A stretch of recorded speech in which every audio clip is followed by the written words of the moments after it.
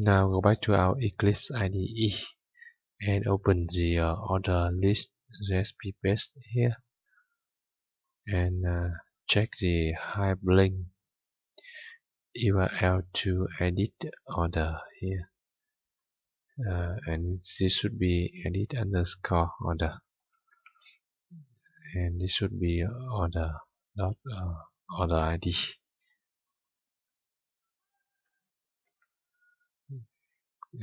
Save the file,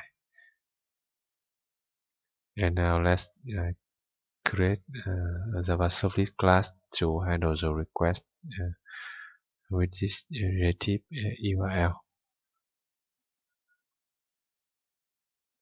In the package com.bookstore.controller.admin.order here, new Java Servlet.